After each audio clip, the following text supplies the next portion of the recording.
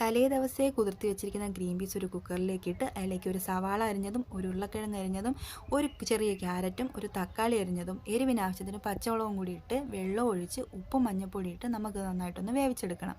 പിന്നെ നമുക്കിതിനായിട്ടൊരു അരപ്പിന് വേണ്ടിയിട്ട് ഒരു പിടി തേങ്ങ മിക്സിയുടെ ജാറിലേക്ക് ഇട്ട് വെള്ളം ഒഴിച്ച് പേസ്റ്റ് പോലെ അരച്ചെടുത്ത് മാറ്റി വയ്ക്കുക. അപ്പോഴേക്കും ഇതെല്ലാം വെന്ത് കിട്ടിയിട്ടുണ്ടാകും. ഈ സമയം നമുക്കിത് മറ്റൊരു പാത്രത്തിലേക്ക് ഞാൻ മാറ്റുന്നുണ്ട്. അത് നിങ്ങൾക്ക് കാണാൻ പാകത്തിന് വേണ്ടിയിട്ടാണ് കേട്ടോ.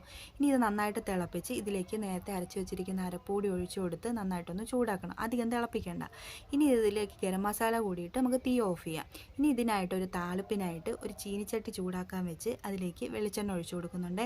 വെളിച്ചെണ്ണ നന്നായിട്ട് ചൂടായി വരുമ്പോൾ അതിലേക്ക് കടുക് ഇട്ട് കൊടുത്ത് കടുകെല്ലാം പൊട്ടിക്കഴിയുമ്പോൾ വട്ടത്തിലരിഞ്ഞ് വെച്ചിരിക്കുന്ന ചെറിയുള്ളി കൂടി ഇട്ട് കൊടുത്ത് മൂപ്പിച്ച് അതിലേക്ക് വറ്റൽമുളകും കറിവേപ്പിലയും കൂടി ഇട്ട് കൊടുക്കാം. ഇനി ഇത് നമ്മളെ കറിയിലേക്ക് ഒഴിച്ചു കൊടുത്താൽ മാത്രം മതി. അടിപൊളി ഗ്രീൻ പീസ് കറി ഇവിടെ റെഡി ആയിട്ടുണ്ട്. ഇഷ്ടപ്പെടുകയാണെങ്കിൽ ലൈക്ക് ചെയ്യാനും സബ്സ്ക്രൈബ് ചെയ്യാനും മറക്കരുത്.